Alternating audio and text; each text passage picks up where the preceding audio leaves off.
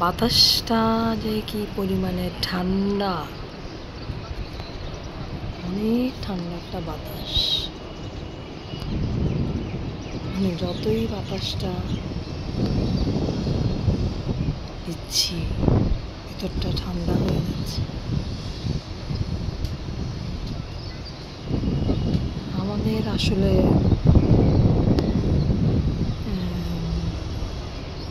সমাজ, আশেপাশে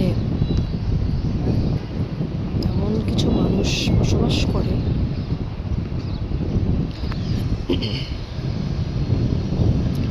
আমরা ওদেরকে আসলে অনেক আপন ভাবি, আপন ভেবে অনেক কিছুই বলি, কথা বলি, আড্ডা মারি, আসতে বলি, অনেক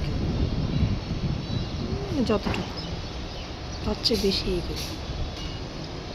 কিন্তু এমন একটা সময় আপনাকে ওরা ছোবল মারে, আপনি আসলে না বুঝতেই পারবেন না ওদের মনের মধ্যে যে এই ধরনের পরিকল্পনা চলে, এরপর পরিকল্পনাগুলো চলে।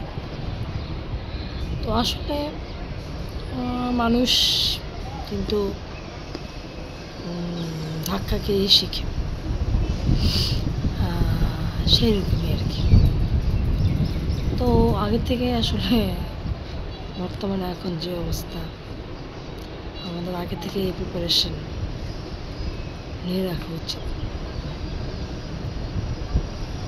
ধাক্কা খাবেন সামনে, খেতে পারেন, নাও খেতে পারেন, কিন্তু খাওয়ার সম্ভাবনাই বেশি থাকে আপনজনের কাছ থেকে। তাই যতটুকু সম্ভব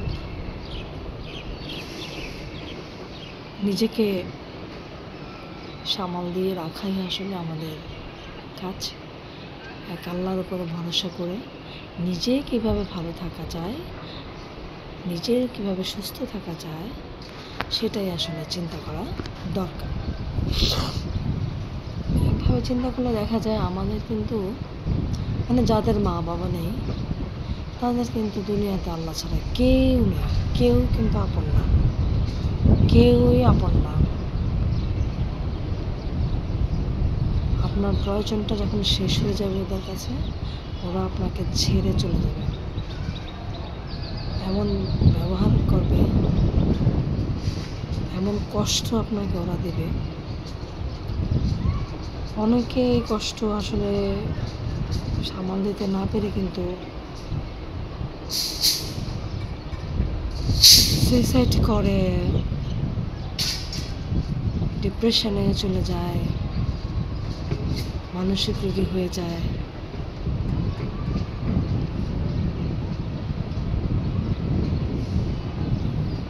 অনেকেই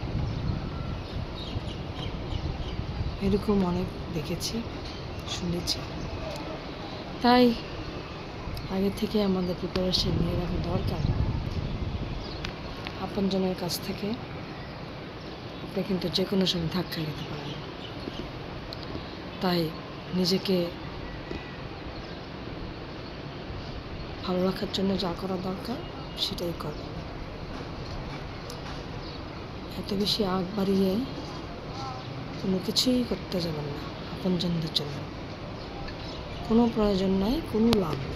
বরঞ্চ নিজের জন্য করুন, নিজের জন্য, একদম নিজের জন্য। নিজে সুস্থ, নিজে ভালো, সব ভালো। তো খারাপ তো লাগেই মানুষের, হয়তো একটা সময় পরিবেশটা অনেক সুন্দর ছিল, আর একটা সময় পরিবেশটা হয়ে যায়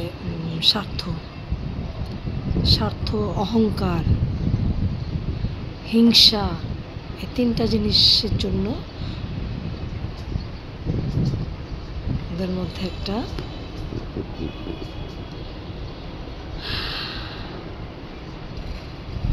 চলে আসে।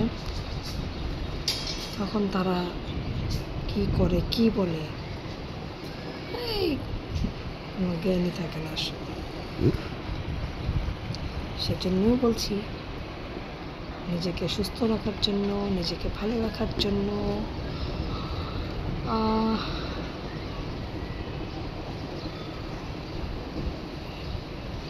যেটা করা দরকার আপনার সেটাই করবেন। কে কী বললো, কে কী চিন্তা করলো আপনাকে নিয়ে, আপনার